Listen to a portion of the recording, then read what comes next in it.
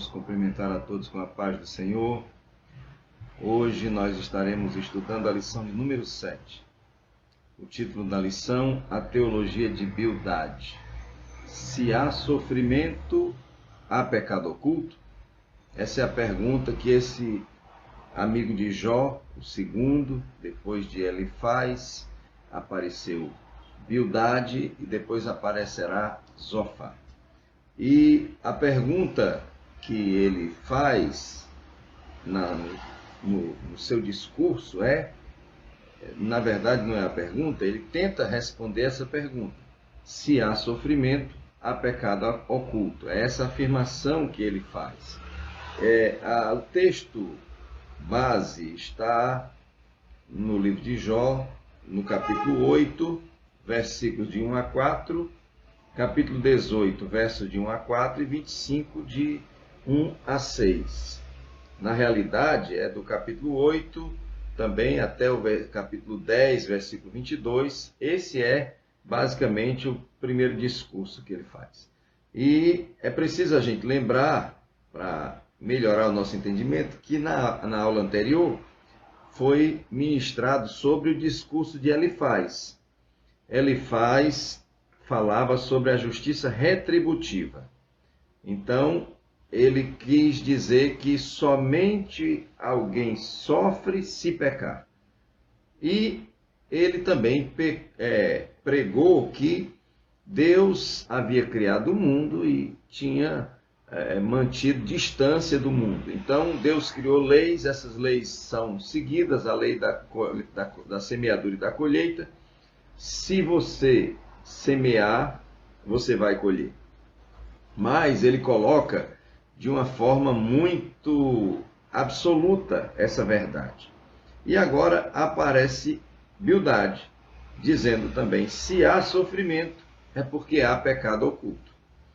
Deus não tem o culpado por inocente. Isso é um preceito bíblico. Porém, o fato de alguém sofrer não significa dizer que ele esteja em pecado. Mas é essa a tônica da afirmação de Bildade. Então diz assim o capítulo 8 de Jó. Então respondeu Bildade o suíta e disse, até quando falarás tais coisas e as razões da tua boca serão qual vento impetuoso? Porventura perverteria Deus o direito e perverteria o Todo-Poderoso a justiça? Se teus filhos pecaram contra ele, também ele os lançou na mão da sua transgressão. Então, aqui o capítulo 18 diz, então respondeu Bildade, o suíta, e disse, até quando usareis artifícios em vez de palavras? Considerai bem e então falaremos, porque somos tratados como animais e como imundos aos vossos olhos? Ó tu que despedaças a tua alma na tua ira, será a terra deixada por tua causa? Remover-se-ão as rochas no seu lugar? E o capítulo 25, a partir do verso 1, diz assim, então respondeu Bildade o suíta e disse, com ele estão domínio e temor, ele faz paz nas suas alturas, porventura tem número os seus exércitos, e para quem não se levanta a sua luz? Como, pois, seria justo o homem perante Deus, e como seria puro aquele que nasce da mulher? Olha, até a lua não resplandece, e as estrelas não são puras aos seus olhos. E quanto menos o homem que é um verme, e o filho do homem que é um bicho. A gente vê que o objetivo dessa lição é mostrar que nem sempre o sofrimento é consequência de um pecado oculto, como pensava e afirmava Bildade. Nós vamos destacar que Bildade destacava o argumento dele que contrastava o pecado de Jó com o caráter santo e reto de Deus. E Bildade associava o pecado à quebra da moralidade religiosa. E também argumentava que o homem é pequeno demais, Deus é grande demais e está, portanto, muito longe do homem. É preciso, sem dúvida, que nós confirmemos algumas verdades que Bildade dizia.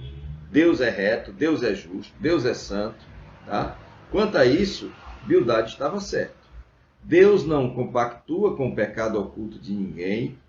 É uma, sem dúvida, afirmação corretíssima. Mas será que a Escritura dá base para o segundo pensamento de Bildade? Que toda vida que tem pecado é porque tem... Toda vida que tem sofrimento é porque tem pecado, né? Então, nós vamos ver que não é bem assim. Então, vamos lá. A gente deve lembrar que quando os amigos de Jó chegaram, eles ficaram 7 dias sem falar. E aí veio o primeiro discurso, que foi de Elifaz. Elifaz falava alguma coisa, Jó respondia. E o segundo discurso foi de Bildade. Bildade, o temanita. E, igualmente, assim aconteceu. Tá? Bildade apresentava uma moralidade religiosa rígida, fundamentada em preceitos religiosos, mas ele esqueceu de alguns princípios espirituais. E, finalmente, nós vamos analisar a ideia que Bildade apresenta, que é totalmente dissociada do que diz a Escritura. Porque Bildade diz que Deus é um ser distante. Diz que Deus, devido à sua onipotência, à sua grandeza, está muito longe dos homens. E assim ele é inacessível. E naturalmente isso não vai encontrar fundamentação na Bíblia Sagrada. Muito bem. Para Bildade, se Jó não tivesse pecado, ele não estaria padecendo o sofrimento. E esse aqui é o ponto onde nós precisamos ficar bem atentos. Primeira coisa, voltamos a dizer, é que a teologia de Bildade em relação à teologia de Elifaz, elas são parecidas, tá? Porque, segundo ele, as ações de Jó não poderiam ser justificadas, porque, naturalmente, se Jó estava certo, então Deus é que estava errado. Tá? Mas é preciso que a gente lembre que, sem dúvida nenhuma, Jó estava vivendo o sofrimento permitido por Deus, estava sendo terrivelmente afligido, mas para Bildade só existe 2 formas de você existir, você sendo bom ou você sendo mal.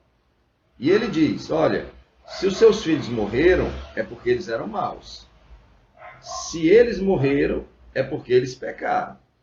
E, por outro lado, se um homem é justo e é bom, então ele só pode desfrutar da graça, do favor de Deus, se ele reconhecer que pecou. Então, ele não estava tirando o direito das pessoas de pecarem, mas para você, ele dizia, para você se aproximar de Deus, você tem que confessar seu pecado. É preciso que a gente entenda que, muitas vezes, a religião ela tem uma compreensão limitada da natureza de Deus. Vejamos, Bildade, ele traz consigo essa visão limitada da natureza de Deus, porque, segundo ele, só poderia Jó estar sofrendo se tivesse cometido algum pecado. Outra coisa, se Jó era bom e merecia o favor de Deus, então ele teria que mostrar que ele era bom. É a chamada teologia da meritocracia. Existem religiões que defendem essa ideia. A ideia de que você é que conquista as coisas diante de Deus. A ideia da salvação pelas obras. No entanto, ele diz assim, mas se tu de madrugada buscares a Deus e ao Todo-Poderoso pedires misericórdia, se fores puro, reto, certamente logo despertará por ti e restaurará a morada da tua justiça. Então, Jó descarta completamente a graça de Deus. Nós vamos ver no Novo Testamento o Senhor esclarecendo através do ministério de Paulo, dizendo, pela graça sois salvos, isso não vem de vós, é dom de Deus. Então, para Bildade, cada um deveria prover a sua própria bondade, a sua conduta, e com isso despertar em Deus, agradar a Deus. A Bíblia diz que as nossas justiças diante de Deus são trapos de imundícia. Portanto, nós não podemos de forma nenhuma deixar de rechaçar a doutrina que Bildade estava trazendo. Um terceiro aspecto da defesa teológica feita por Bildade Jó pergunta de uma forma muito clara como se justificaria o homem para com Deus. Realmente Deus é infinitamente sábio, infinitamente justo. E Jó estava consciente de que não havia perfeição nele. Ninguém teria possibilidade de se habilitar e se aproximar de Deus. E o Senhor mesmo diz assim: ninguém vem a mim se eu mesmo não o chamar. Agora, Jó diz uma coisa maravilhosa. De forma poética, no capítulo 9, verso 30 e 31, ele diz assim: ainda que me lave com água de neve e purifique as minhas mãos com sabão, mesmo assim me submergirás no fosso e as minhas próprias vestes me abominarão. De fato, nem eu, nem você, nem ninguém pode se apresentar justo diante de Deus pelos nossos próprios esforços. Ainda que os nossos pecados sejam vermelhos como a escarlata, eles se tornarão mais alvos do que a branca lã. Mas isso através da lavagem da regeneração pela palavra e pelo sangue do Cordeiro.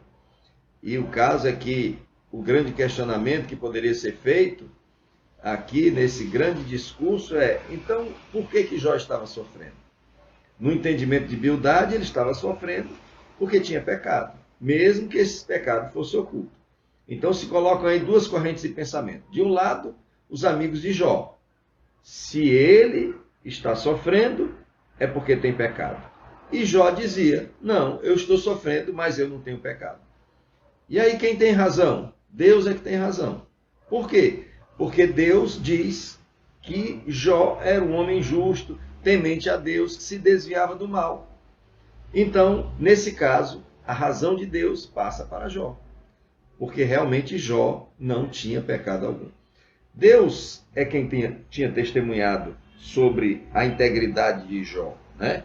Mas Bildade defendia suas duas teses. A primeira: seus filhos pecaram, por isso que morreram. E se você quiser ter comunhão com Deus, você vai ter que confessar o seu pecado. Ele traz no seu discurso a presunção humana, como se alguém pudesse, pelas obras, se justificar diante de Deus, né? Portanto, respondendo à pergunta: onde há sofrimento é causado sempre pelo pecado? Nós podemos dizer que nem sempre. Nem sempre o sofrimento é causado pela prática do pecado. Veja só, Deus deu testemunho que Jó era um homem santo, um homem justo, temente a Deus, que se desviava do mal, e, no entanto, sobrevieram a ele vários males.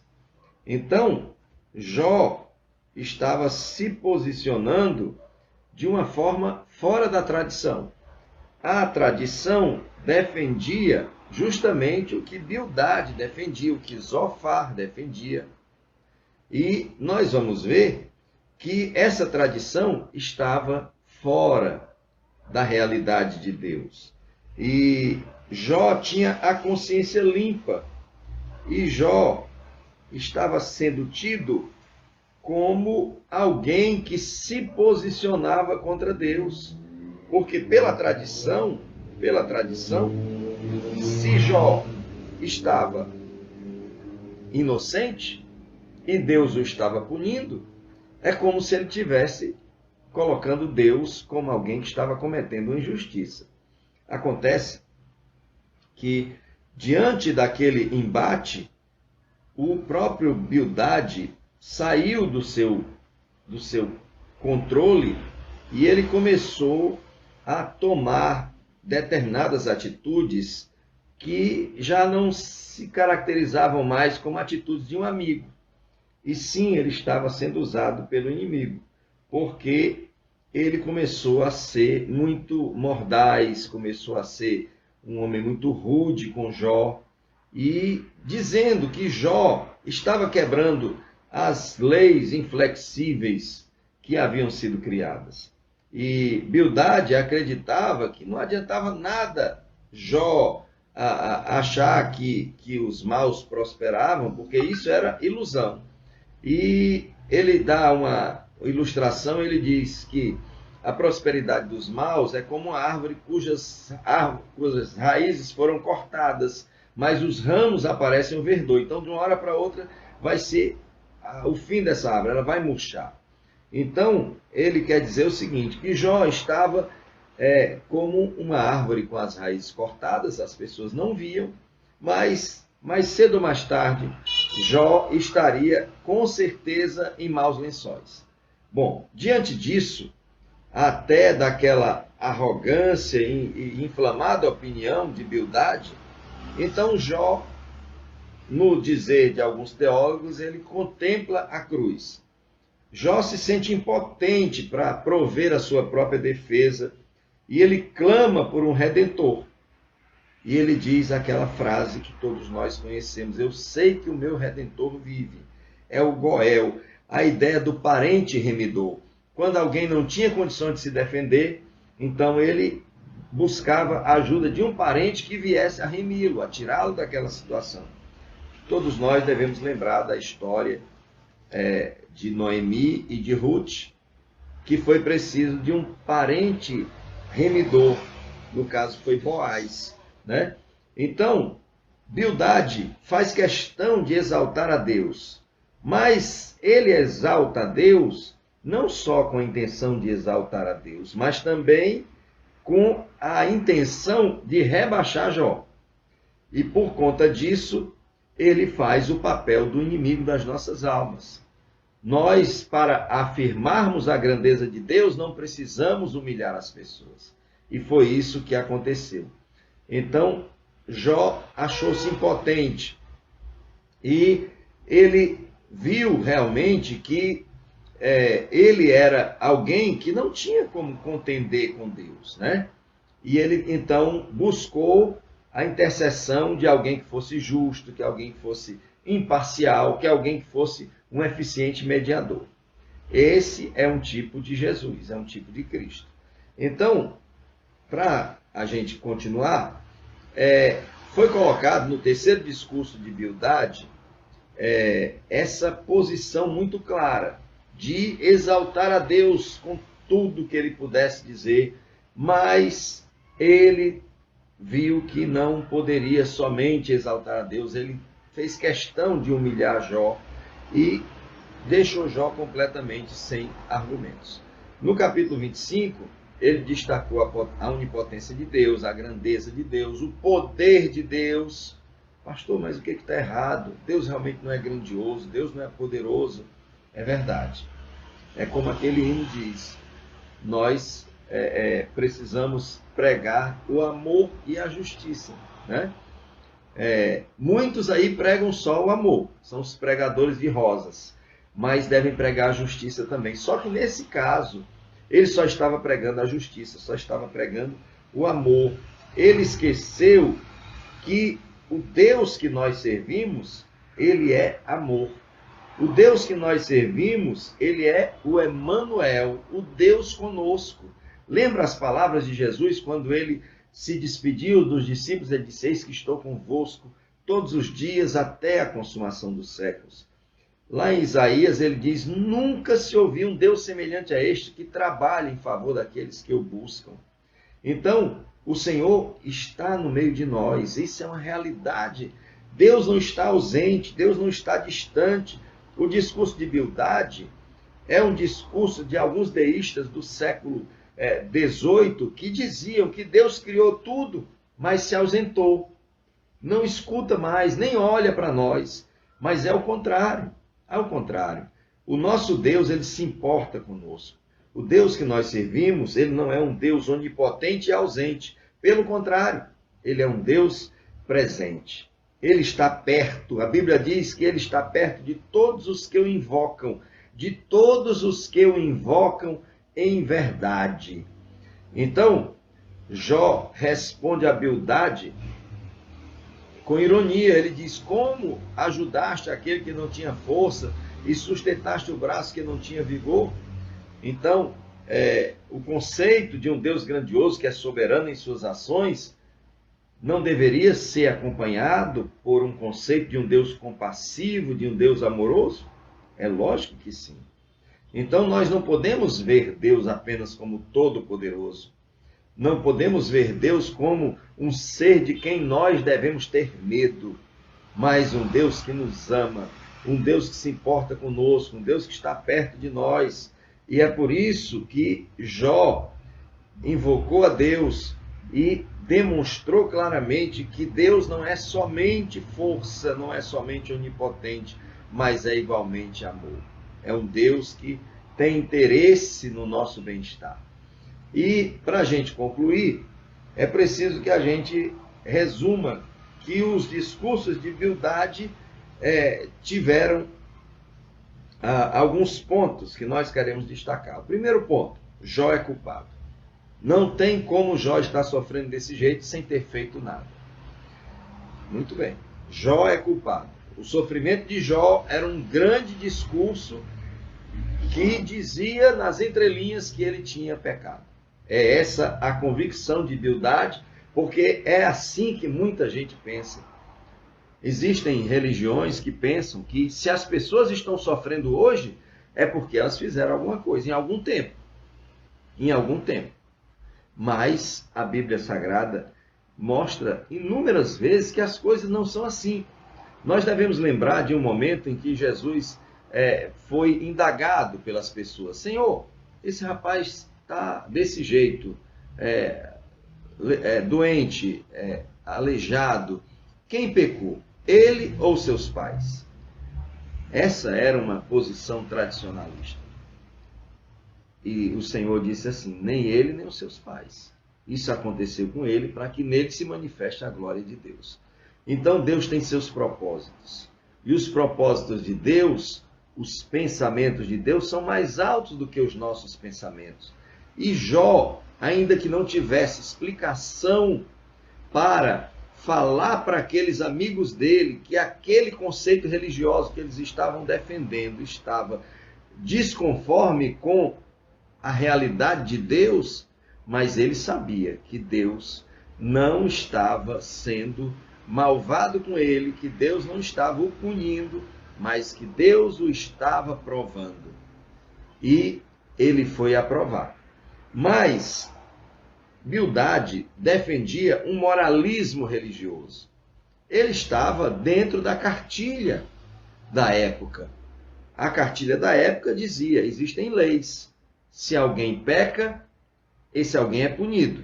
A lei da semeadura é bíblica, mas existe possibilidade de alguém sofrer sem ter pecado.